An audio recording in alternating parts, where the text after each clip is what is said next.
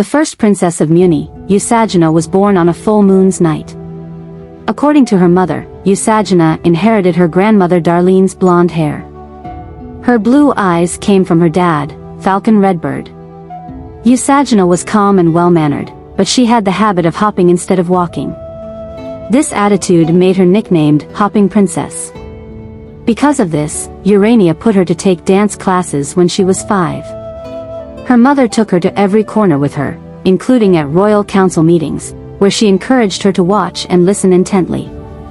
The presence of the princess was well regarded by the other nobles, who also took their sons to accompany the meetings when possible, already thinking about a future marriage. Usagina wouldn't think about it until she was 16. Usagina was quite jealous when her sister Jokina was born in 10 a.m. She was 6 at the time, and stayed without talking to her mother as if she was guilty. 3 days later, she was already talking to her mother again and even playing with her new sister. Until 12, Usagina used to wear her mother's clothes and crown and pretend to be the queen in front of the mirror in secret. Jokina mocked her by calling her Queen of Mirrors. Speaking of Jokina, she was the torment of her older sister. She loved to play and teased on Gina, as she affectionately called her. One day she opened a small hole in her sister's mattress, put sheep's couscous inside, stitched the hole, and turned the mattress over. Usagina's room stank for days until she discovered where the scent came from. Despite this and other jokes, Usagina remained tolerant, for in these cases Jokina wasn't having one of her attacks of madness. In 18 a.m., on her 14th birthday, Usagina received the magic wand of her mother, beginning there the tradition that remains today. With the metamorphic enchantment that Urania had applied on the wand, its appearance changed when Usagina took it into her hands for the first time. Usagina's training compared to her mother's was much better worked, in fact. While Urania practiced at the same time that she fought in a war, Usagina lived in a period of peace, without any conflict that forced her to learn quickly and hastily. This gave her more time both to practice basic spells and to sophisticate and create others.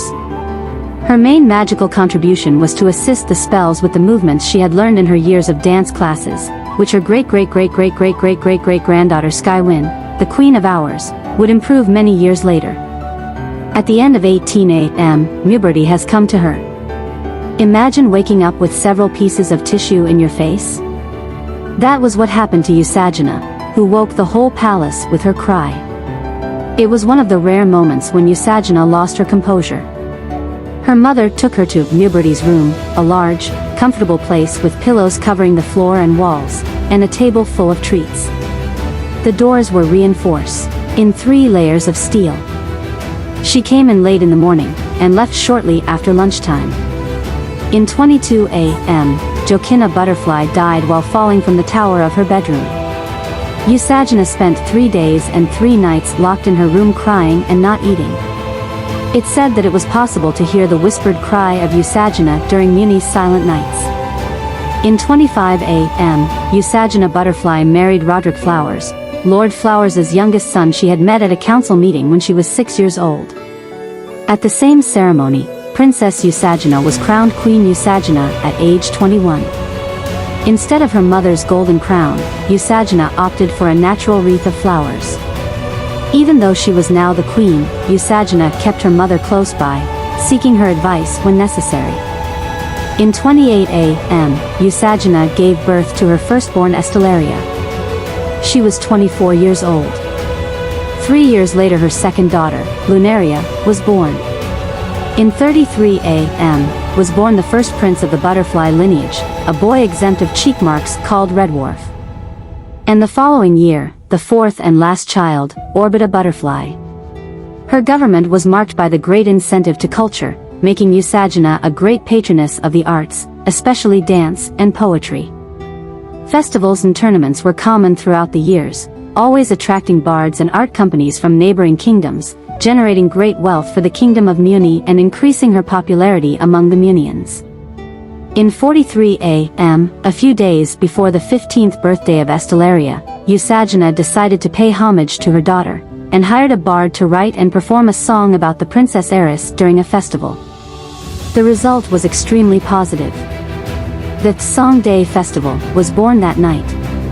The year 44 was a year to forget. Her mother died of natural causes at age 63, and 3 months later, victim of pneumonia, lost her husband and king. Usagina went through a principle of depression, which could have evolved had it not been for the company of her 4 children, especially the youngest Orbita, only 10 years old at the time, who still needed her. Queen Usagina ended her reign when she crowned Estelaria as the new Queen of Mewni in 45 AM. Both were young in the situation they were in. Estelaria, 17, was the youngest to be crowned until then. And Usagina, 39, had abdicated before she even reached 40. Usagina lived the rest of days well. She had time to meet 2 of her granddaughters and witness the gestation of her first grandson. One night in 60 AM, Usagina complained of a pain in her chest and decided to go to her bedroom to lie down. Unfortunately, she wouldn't wake up the next morning. She was 56 years old and was buried in the castle crypts in front of her mother.